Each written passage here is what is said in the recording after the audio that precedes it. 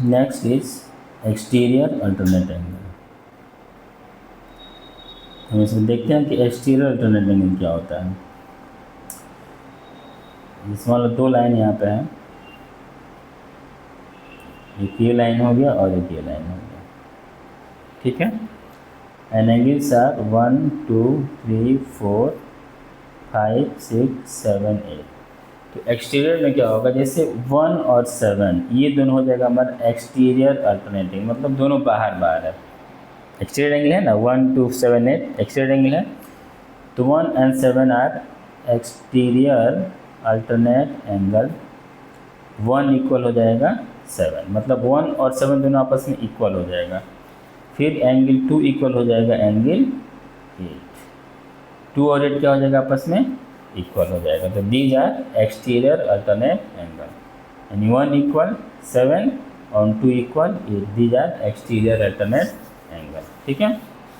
और ये दोनों एंगल आपस में इक्वल, अगर एंगल 1 का वैल्यू दिया है 60 डिग्री है, एंगल 7 में कितना होगा 60 होगा।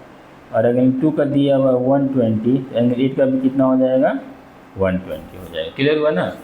तो 1 and 7 exterior alternate angle, 2 and 8 exterior alternate angle, 4 and 6 interior alternate, मतलब क्योंकि जो ये अंदर की तरफ है, इन दोनों लाइन के अंदर है ना, तो ये एक्सटीरियर एंगल है, इंटीरियर एंगल है। और दोनों लाइन के जो बाहर बाहर यानी 1 2 7 8 बाहर हैं, तो these are exterior angle.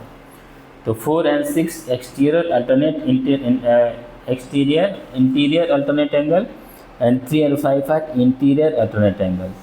1 and 7 exterior alternate angle and 2 and 8 exterior alternate angle, ठीक है। ये क्लियर हुआ। अब हम देखते हैं इसमें को इंटीरियर एंगल, देखते हैं क्या होता है। तो देखो को इंटीरियर एंगल में है इसमें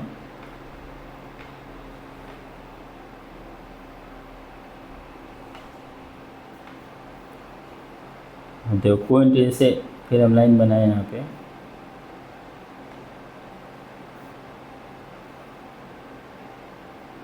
ये लाइन है, ये हो गया 1 2 3 4 5 6 7 8।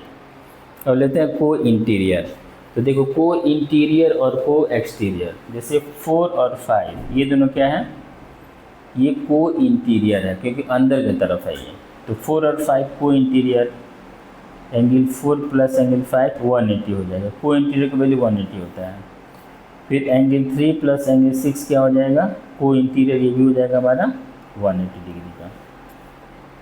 4 और 5 कितना डिग्री का है, 4 और 5 को बोलेंगे हम को इंटीरियर एंगल, ठीक है। और दोनों का वैल्यू मिला के 180 होता है। एंगल 3 और एंगल 6 भी क्या है हमारा, दोनों को इंटीरियर है, और दोनों का वैल्यू कितना डिग्री हो जाएगा 180 हो जाएगा, ठीक है। इसी तरह से यहाँ पे 1 और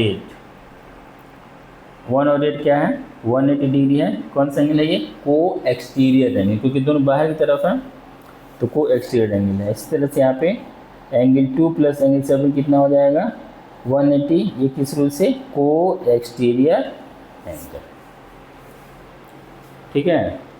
तो 4 और 5 को इंटीरियर एंगल, 3 and 6 को इंटीरियर एंगल, 1 और 8 को एक्सटीरियर एंगल, 2 and 7 को एक्सटीरियर एंगल। और एक्सटीरियर एंगल जो को एक्सटीरियर फिर को इंटीरियर एंगल होगा, उस दोनों को वैल्यू मिला के 180 होगा। यानी अगर मान लेते हैं कि अगर एंगल 4 का वैल्यू दिया हुआ 50 डिग्री, तो 5 का वैल्यू कितना हो जाएगा, तो यहाँ लिख सकते हैं ना, एंगल 4 प्लस एंगल 5 इक्वल 180, किस रूल से, को एक्सटीरियर एंगल, को इंटीरियर एंगल। तो 4 का अगर 50 है तो एंगल 5 का वैल्यू कितना हो जाएगा, एंगल 5 इक्वल 180 माइनस 50, यानी हो जाएगा हमारा 130 डिग्री हो जाएगा। क्लियर हुआ इतना। तो इतना टॉपिक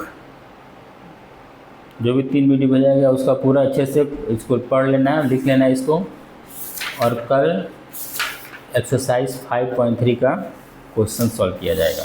ओके।